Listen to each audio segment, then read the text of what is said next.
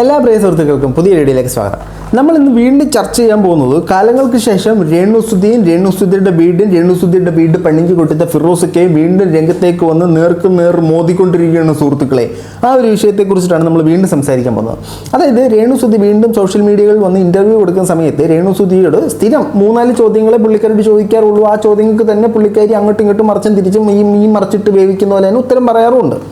സ്ഥിരം ചോദിക്കുന്ന ചോദ്യം, ഇനി മറ്റൊരു വിവാഹം കഴിക്കുമോ, വീടിനെ കുറിച്ചുള്ള അഭിപ്രായം എന്താണ്, അങ്ങനെ ചോദ്യങ്ങളൊക്കെ തന്നെ വയ്ക്കുന്നത്. അപ്പോൾ ഇനിയൊരു വിവാഹം കഴിക്കുമോ എന്നുള്ള ചോദ്യത്തിന് അവരുടെ സൈഡിൽ നിന്ന് ചിലപ്പോൾ ഞാൻ കഴിക്കും, എനിക്കൊരു കാമുകൻ ഉണ്ടാവാതിരിക്കാം, ചിലപ്പോൾ ഉണ്ടുകൊണ്ടിരിക്കുമായിരിക്കും എന്നൊക്കെയുള്ള മറുപടി ഇവർ കാലാകാലങ്ങളായിട്ട് പറയുന്നുണ്ട്. അങ്ങനത്തെ ഒരു മറുപടി പറഞ്ഞതിൻ്റെ താഴെ ഫിറോസിക്ക് വന്നിട്ട് ഒരു കമൻറ്റും കിട്ടും.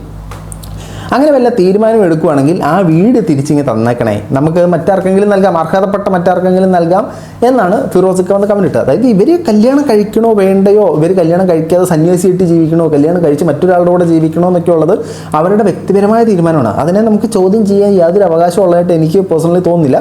നിങ്ങൾ കൊല്ലസുധിയുടെ ഭാര്യ വിധവയായതുകൊണ്ട് ഞാൻ വീട് പണിഞ്ഞു തന്നു, നിങ്ങൾ മറ്റുള്ള കിട്ടണേ വീടിങ്ങട് എന്ന് പറഞ്ഞതിനോട് എനിക്ക് യോജിക്കാൻ പറ്റത്തില്ല.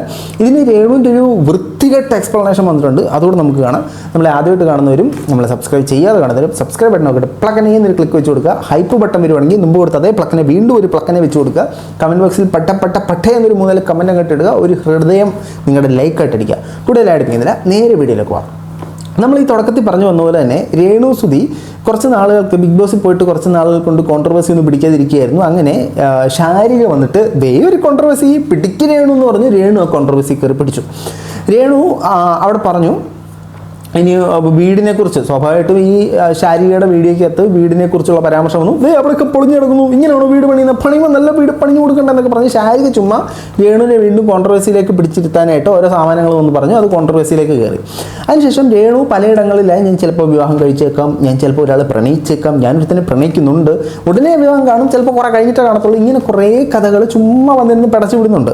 ഇങ്ങനെ ഞാൻ വിവാഹത്തെക്കുറിച്ച് പുള്ളിക്കാരി പറഞ്ഞതിൻ്റെ താഴെ ഫിറോസൊക്കെ വന്നിട്ട് നമ്മൾ മുമ്പേ കണ്ട കമൻറ്റ് ഇട്ടു. എന്ന് പറഞ്ഞാൽ അങ്ങനെ എന്തെങ്കിലും തീരുമാനിക്കണേ, വീട് തിരിച്ചു തന്നേക്കണേ, നമുക്ക് മറ്റാർക്കെങ്കിലും കൊടുക്കാമെന്ന് പറഞ്ഞു. ഒരിക്കലും ഇത് കൊല്ലസുധിയുടെ ഭാര്യയായിരുന്നു, നിങ്ങൾ ജീവിതകാലം മൊത്തം കൊല്ലസുധിയുടെ വിധവയായിട്ട് ജീവിക്കണം നമുക്ക് പറയാൻ പറ്റത്തില്ല. അത് അവരുടെ വ്യക്തിപരമായ തീരുമാനത്തിൽ അധിഷ്ഠിതമായിട്ടിരിക്കും. അപ്പോൾ അങ്ങനെയാണ് വീട് കൊടുക്കുമ്പോൾ നമ്മളൊരു എഗ്രിമെൻറ്റ് വെക്കണമായിരുന്നു. നിങ്ങൾ മറ്റൊരാളെ വിവാഹം കഴിച്ച് കഴിഞ്ഞാൽ അപ്പോഴേ വീട് നമുക്ക് എഴുതി തരണം എന്നാണ്, നടക്കുന്ന കേസല്ലല്ലോ. അപ്പോൾ ഈ ഒരു സാധനത്തിൽ ഇത് രേണുസുധിക്ക് പൊളിഞ്ഞു. ഇങ്ങനെ ഒരു കമൻറ്റ് ഇട്ടപ്പോഴത്തേനും ഞാൻ എൻ്റെ വീടിനെ കുറിച്ച് പല കുറ്റവും പറയും, പക്ഷെ അത് തിരിച്ച് തരാനോ എടുക്കാനോ ഒന്നും എനിക്ക് പറ്റത്തില്ല. ഞാൻ കുറ്റം പറയുമ്പോൾ എല്ലാം നിങ്ങളൊന്ന് റിപ്പയർ ചെയ്തുകൊണ്ടിരിക്കണം. ഇതാണ് രേണുവിൻ്റെ ഒരു സെറ്റപ്പ്. ഇതിനെ ചൊല്ലി രേണു ഇൻസ്റ്റാഗ്രാമിൽ ഒരു സ്റ്റോറിയിൽ പ്രതികരണം നടത്തി. നമുക്ക് പ്രതികരണം കാണാം. അല്ല, KHDC ഫിറോസ് ഇക്ക അങ്ങനെ തന്നെ വിളിക്കാം, ആളൊരു കമന്റ് ഇട്ടല്ലോ, രേണുസുധിക്ക് കല്യാണം കഴിക്കാൻ ആഗ്രഹം ഉണ്ടെങ്കിൽ രേണുസുധി ആ വീട് ഇങ്ങ് തിരിച്ചു തരാൻ. അതെ ഫിറോസെ ഇക്ക, താൻ എൻ്റെ പേരിൽ വീട് എഴുതി തന്നിട്ടുണ്ടോ? താൻ ഇല്ലല്ലോ. ഇല്ല, കൊല്ലസുധിയുടെ 2 മക്കളുടെ പേരിലാണ് വീട് എഴുതി കൊടുത്തിരിക്കുന്നത്. ഒരിക്കലും രേണുവിൻ്റെ പേരിലല്ല വീട് എഴുതി തന്നിരിക്കുന്നത്. ഇതിനെ ഞാൻ ശക്തമായി എതിർക്കുന്നു. ബാക്കി പറ. എൻ്റെ മക്കളുടെ, അതായത് കൊല്ലം സുധിച്ചേട്ടൻ്റെ 2 ആമക്കളുടെ പേരിലാണ് വീട് എഴുതി കൊടുത്തത്. പിന്നെ ഞാൻ കല്യാണം കഴിച്ചാലും തനിക്ക് എന്താണ്? വളരെ നാച്ചുറലായിട്ടൊരു ചോദ്യം. കൊല്ലസുധിയുടെ മക്കളുടെ പേരിൽ വീട് എഴുതി കൊടുത്തിരിക്കുന്നു. രേണു കല്യാണം കഴിച്ചാലും ഇല്ലെങ്കിലും ഫിറോസൊക്കെയോ മറ്റാരെയും അത് ബാധിക്കുന്ന പ്രശ്നമില്ല. അവർക്ക് മറ്റൊരാളെ പ്രണയിച്ചോ വിവാഹം കഴിക്കുക, അല്ലെങ്കിൽ പ്രണയിക്കാതെയൊക്കെ വിവാഹം കഴിക്കണമെന്ന് തോന്നിക്കഴിഞ്ഞാൽ അവർ തീർച്ചയായിട്ടും കഴിച്ചിട്ട് ജീവിതകാലം മൊത്തം അവരിനി കൊല്ലസുധിയെ ഓർത്ത് തേങ്ങി പൊങ്ങി കരഞ്ഞിരിക്കണമെന്നൊന്നും നമുക്ക് പറയാൻ പറ്റത്തില്ല. അതൊക്കെ അവരുടെ വ്യക്തിപരമായ താല്പര്യമാണ്. അപ്പോൾ നിങ്ങളിനി മറ്റൊരു വിവാഹം കഴിച്ചാൽ ഉടനെ ഈ സ്വത്ത് ബാധ്യതകളെല്ലാം തിരിച്ചു തരണം എന്നുള്ള എഗ്രിമെൻറ്റിലൊന്നും അല്ല ആ വീട് കൊടുത്തത്. ആ വീട് കൊടുത്തത് രേണുവിനും അല്ല. പക്ഷേ അതിനകത്തൊരു പോയിന്റ് ഉണ്ട് കേട്ടോ, അതിലേക്ക് നമുക്ക് വരാം. കുറച്ചുകൂടെ വീഡിയോ മുമ്പോട്ട് നമുക്ക് അതിലേക്ക് വരാം. പറഞ്ഞു അല്ലെ, താൻ എന്നെ കെട്ടാൻ ഞാൻ പറഞ്ഞു ഇല്ലല്ലോ. തനിക്ക് എന്താണ് പ്രശ്നം? തന്റെ കമന്റ് ഞാൻ കണ്ടല്ലോ. ഞാൻ എന്തിനാണ് തനിക്ക് വീട് തിരിച്ചു തരുന്നത്? താൻ അർഹതപ്പെട്ടതെന്ന് പറഞ്ഞല്ലേ കൊല്ലസുധിയുടെ 2 മക്കൾക്ക് കൊടുത്തത്? അല്ല, അന്നത് അർഹതപ്പെട്ടതായിരുന്നു. അന്ന് കൊല്ലസുധിയുടെ ഭാര്യ മുന്നോട്ട് ജീവിക്കാൻ പോലും നിവൃത്തിയില്ലാത്തൊരു പാവപ്പെട്ട വനിതയായിരുന്നു. ഇന്ന് കൊല്ലസുധിയുടെ ഭാര്യ ലക്ഷങ്ങൾ അക്കൗണ്ടിലുള്ള ലക്ഷപ്രഭുവാണ്.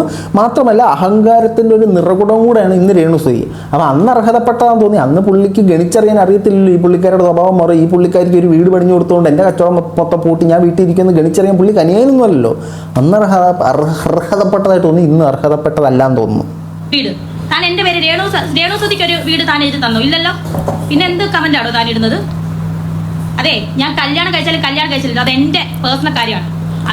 അത് കറക്റ്റാണ്. അത് കല്യാണം കഴിച്ചാലും ഇല്ലെങ്കിലും അത് അവരുടെ പേഴ്സണൽ താല്പര്യമാണ്. അതിനകത്തൊന്നും നമുക്ക് ചോദ്യം ചെയ്യാൻ പറ്റത്തില്ല. പക്ഷേ ഞാനൊരു ചോദ്യം ചോദിക്കുമ്പോഴത്തേനും ഈ വീട് കൊടുത്തത് ആർക്കാ? കൊല്ലസുധിയുടെ 2 മക്കൾക്ക്. അപ്പോൾ അവർ നിങ്ങൾ വീട് കൊടുത്തത് കൊല്ലം സുധിയുടെ 2 മക്കൾക്കാണ്. അപ്പോൾ ആ വീട് അവരുടെ പേരിലാണ്. ഈ ഞാനും ആ വീട് തമ്മിൽ ഒരു ബന്ധമില്ല. ഇതാണല്ലോ രേണു ഇപ്പോൾ വാദിച്ചു വെക്കാൻ നോക്കുന്ന സ്റ്റേറ്റ്മെന്റ് എന്ന് പറയുന്നത്. അപ്പോൾ ആ വീടുമായിട്ടൊരു ബന്ധമില്ലാത്ത താങ്കൾ എന്തിനു വന്നിട്ട് ഇതാ അവിടെ പൊളിഞ്ഞിരിക്കുന്നു, ഇവിടെ പൊട്ടുന്നു, ഇതാണ്ട് കക്കൂസ് പൊളിഞ്ഞു വീഴുന്നു, ഇതാണ്ട് വീടിൻ്റെ ടെറസ് ഇപ്പോൾ പറന്നു പോകുന്നു എന്നൊക്കെ പറയുന്നത്. കൊല്ലസുധിയുടെ മക്കൾ വന്ന പരാതികൾ പറയട്ടെ, ആ പരാതികൾ അവർ ബോധിപ്പിക്കട്ടെ. കിച്ചുവിന് പ്രായമുണ്ടല്ലോ, കിച്ചുവിന് അത് പറയാനുള്ള അർഹതയുണ്ടല്ലോ, പുള്ളിക്കത് പറയാനുള്ള കഴിവുണ്ടല്ലോ, പുള്ളി പറയട്ടെ. നിങ്ങൾക്ക് അതായത് ഒരാൾ എനിക്കെതിരെ വിമർശനം വന്നു കഴിഞ്ഞാൽ എനിക്ക് ഏറ്റെടുക്കാൻ പറ്റത്തില്ല. ഞാൻ എല്ലാവരും അങ്ങ് വിമർശിക്കും. ആ സെറ്റപ്പ് ശരിയല്ല. നിങ്ങൾക്ക് അയാളിട്ട കമൻറ്റ് ബുദ്ധിമുട്ടുണ്ട്, അല്ലെങ്കിൽ വീടിനെ കുറിച്ച് മറ്റൊരാൾ സംസാരിക്കാൻ പാടില്ല, ഇതാണ് ഓണേഴ്സ്, ഇവർക്കാണ് നിങ്ങൾ വീട് കൊടുത്തതെന്നുണ്ടെങ്കിൽ അവരാണ് വന്ന് സംസാരിക്കേണ്ടത്. അപ്പം നിങ്ങൾ തന്നെയാണ് ഈ വീട് പൊളിഞ്ഞിരിക്കുന്നു, നിങ്ങൾ നിങ്ങളുടെ അച്ഛനും വന്ന് സംസാരിക്കുന്നത്. അതിനകത്ത് യാതൊരു സാധനമായിട്ടുള്ള എനിക്ക് തോന്നുന്നില്ല. പക്ഷേ ഇതിനകത്ത് ഫിറോസിക്ക ഇട്ടതിനകത്തൊരു തെറ്റാണ്. മറ്റൊരു കല്യാണം കഴിക്കണ വീഡിയോ എഴുതി തരാൻ പറഞ്ഞത് വളരെ മോശം സ്റ്റേറ്റ്മെൻ്റ് ആയിട്ട് എനിക്ക് തോന്നുന്നു. ഇതിനെ ഫിറോസിക്ക ന്യായീകരിച്ചൊരു സാധനം വിവിഹിയറിൻ്റെ ചാനൽ വന്നിട്ടുണ്ട്. അതിനകത്ത് പുള്ളി പറയുന്നത് ഇന്ന ഒരു വീഡിയോ ആണെന്നൊന്നും നോക്കാതെ ഞാനൊരു രേണുവിനെ കണ്ടപ്പോൾ വീടിനെ നിരന്തരമായിട്ട് സമൂഹ മാധ്യമത്തിലേക്ക് വലിച്ചിട്ട് അവഹേളിക്കുന്നുണ്ടപ്പോൾ ഒരു കമൻറ്റ് ഇട്ടേന്ന് പറഞ്ഞ്. പക്ഷേ പുള്ളി ഇട്ടത് അങ്ങനെ തീരുമാനിക്കുകയാണെങ്കിൽ, അതായത് നിങ്ങൾ വേറെ കെട്ടുകയാണെങ്കിൽ ആ വീടിന് തരണമെന്നാണ്. അത് റോങ് സ്റ്റേറ്റ്മെൻറ്റാണ്. നമുക്ക് ഏതായാലും പുള്ളിക്കാരൻ്റെ വിവിയുടെ ചാനൽ വന്ന പുള്ളിക്കാരൻ്റെ വോയിസ് നോക്കാം. പ്രശ്നങ്ങൾ തുടങ്ങും. ഇവർ നിരന്തരമായിട്ട് എത്രത്തോളം അവർക്ക് അപമാനിക്കാൻ പറ്റും അത്രത്തോളം അവർ അപമാനിച്ചിട്ടുണ്ടാവില്ല. ഇവർ ഈ പുറത്തെ കാര്യങ്ങൾ, വീടിൻ്റെ പുറത്തെ കാര്യങ്ങളല്ല പറയുന്നത്. അവിടുത്തെ ഏതെങ്കിലും ഒരു ടോയ്ലറ്റിൻ്റെ ഒരു ഫോട്ടോസും വീഡിയോസും എടുത്തിട്ട് അയക്കാൻ പറ്റും. നമ്മൾ ആ ഷീറ്റ് ഒരു പ്രശ്നം വന്നിട്ട് മഴ ചാറ്റിൽ ഷീറ്റ് പ്രശ്നം വന്നിട്ട് അവിടെ ഷീറ്റ് ഇടാൻ പോയിട്ടുണ്ടായിരുന്നു നമ്മുടെ വർക്കേഴ്സ്. അവരെൻ്റെ അടുത്ത് പറഞ്ഞു, അവരുടെ ടോയ്ലറ്റിൻ്റെ വിശേഷങ്ങൾ എനിക്ക് പറഞ്ഞു. അവിടെ തന്നെ അതേപോലെ തന്നെ അവിടെ ഷൂട്ടിന് പോയൊരു ടീമിൻ്റെ അടുത്ത് പറഞ്ഞു. വളരെ വൃത്തികെട്ട രീതിയിലാണ് ആ വീടിൻ്റെ ഉള്ളൊക്കെ അവർ കൊണ്ടു നടക്കുന്നത്. വളരെ വൃത്തികെട്ട രീതിയിലാണ് അവർ ആ വീടിൻ്റെ ഉള്ളൊക്കെ കൊണ്ട് നടക്കുന്നത്. ഇത് നമ്മൾ കിച്ചു എക്സ്പോസ് ചെയ്തൊരു വീഡിയോയ്ക്കകത്ത് നമ്മൾ കണ്ടതുമാണ്. പക്ഷേ നമ്മൾ ഈ പറയുമ്പോഴത്തേനും അവർ വീടിനകം മോശമായിട്ട് മെയിൻറ്റെയിൻ ചെയ്യുന്നു, അവർ വാഷ് ബേസിൻ മേറി തല്ലി പൊട്ടിക്കുന്നു, അതൊക്കെ ഒരു വശത്തിരിക്കുമ്പോഴത്തേനും ഈ ഫിറോസിക്ക അതിന് ന്യായീകരിക്കാൻ പാടില്ല. വീടിൻ്റെ മതിലിൻ്റെ അവിടുന്ന് അല്ലെങ്കിൽ ഭിത്തിയുടെ അവിടുന്ന് ഇളകിപ്പോയിട്ടുണ്ട്, ജിപ്സം പ്ലാസ്റ്ററിങ് ഇളകിപ്പോയിട്ടുണ്ടെന്നുണ്ടെങ്കിൽ തീർച്ചയായിട്ടും അത് നിങ്ങളുടെ പണിയെ ചോദ്യം ചെയ്യും. നിങ്ങളുടെ കൺസ്ട്രക്ഷൻ ആൾക്കാർ ചോദ്യം ചെയ്യപ്പെടുക തന്നെ ചെയ്യും. അതിനെ നമ്മൾ ഇതുകൊണ്ട് മറയ്ക്കാൻ പറ്റില്ല. അവരകം മെയിൻറ്റെയിൻ ചെയ്യുന്ന മോശം നമുക്കറിയാം, അവരുടെ മെയിൻ്റെനൻസ് ഇല്ലെന്നറിയാം. പക്ഷെ അതുപോലെ തന്നെ ഫിറോസിക്കയുടെ ഭാഗത്തു നിന്ന് ചില തെറ്റുകൾ വന്നിട്ടുണ്ടെന്നാണ് എനിക്ക് മനസ്സിലാക്കാൻ സാധിക്കുന്നത്. പുറത്തെ കാര്യങ്ങളെ കുറിച്ച് മാത്രമേ അവർ ചർച്ച ചെയ്യുന്നുള്ളൂ. പ്ലാസ്റ്റിക് അവിടെ ഇവിടെ ഇളകി പോയി എന്ന് പറഞ്ഞിട്ട് അതെന്തെങ്കിലും ആവട്ടെ. ഇവർ നിരന്തരമായിട്ട് ഇങ്ങനെ പറഞ്ഞുകൊണ്ടിരിക്കുക. നമ്മളെ വീടിനെ കുറിച്ച് കുറ്റങ്ങൾ ഇങ്ങനെ പറഞ്ഞുകൊണ്ടിരിക്കുക. ആസ് യൂഷ്വൽ ഹ്യൂമൻ ബീയിങ് ആണ്. പുള്ളിക്കാരൻ ട്രിഗറായി. നമ്മൾ കഷ്ടപ്പെട്ട് പുള്ളിയുടെ കയ്യിൽ നിന്നുള്ള പൈസ ഇട്ട് വീട് പണിഞ്ഞു കൊടുത്തു എന്നുള്ള ഒറ്റ കാരണം കൊണ്ട് പുള്ളിക്കാരൻ ഇപ്പോൾ പണിയൊന്നും ഇല്ലാതെ പുള്ളിക്കാരൻ വീട്ടിലിരിക്കുകയാണ്. ഒരാളെ സഹായിക്കാൻ ഇറങ്ങിയതാ. ഇങ്ങനെ തന്നെ സഹായിക്കണം. ഞാൻ അവരുടെ അടുത്ത് പറഞ്ഞു.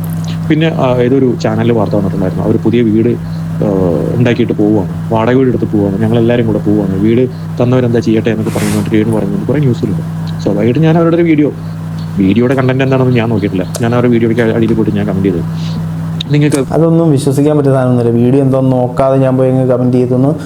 അപ്പോൾ ആ പുള്ളി ഇപ്പോൾ പറഞ്ഞ് സ്ഥാപിക്കാൻ ശ്രമിക്കുന്നത് അവർ വേറെ വീടെടുത്ത് പോവുകയാണെങ്കിൽ ആ വീഡിയോ തന്നേരെ എന്നുള്ളതാണ് പറയാൻ ഉദ്ദേശിച്ചതെന്നാണ് പറയുന്നത്. അപ്പോൾ വീഡിയോ കണ്ടന്റ് എന്താണെന്ന് നോക്കാതെ ഇവർ വിവാഹത്തെക്കുറിച്ചാണ് പറയുന്നതെന്ന് നോക്കാതെ കമൻറ്റ് ഇട്ടിട്ടുണ്ടെങ്കിൽ അതും ഫിറോസിക്കയുടെ തെറ്റായിട്ട് നമ്മൾ പറയേണ്ടി വരും കേട്ടോ.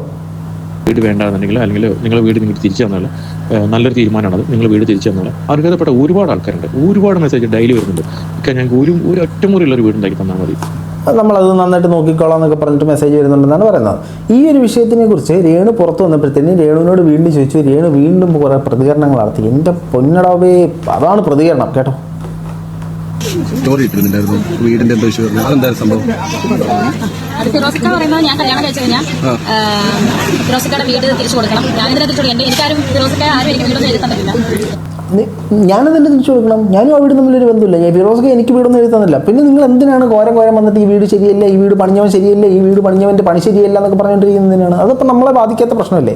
അത് മക്കൾ വന്ന് പറയേണ്ട സാധനമാണെന്നാണ് എനിക്ക് തോന്നുന്നത്. ഞാൻ ഫിറോസിക്ക കുറ്റം പറയും, പക്ഷേ ഫിറോസിക്ക തിരിച്ച് ചോദ്യം ചോദിച്ചു കഴിഞ്ഞാൽ എനിക്ക് ഉത്തരം കിട്ടും. ഫിറോസിക്ക തിരിച്ച് ചോദ്യം ചോദിക്കാൻ പാടില്ല.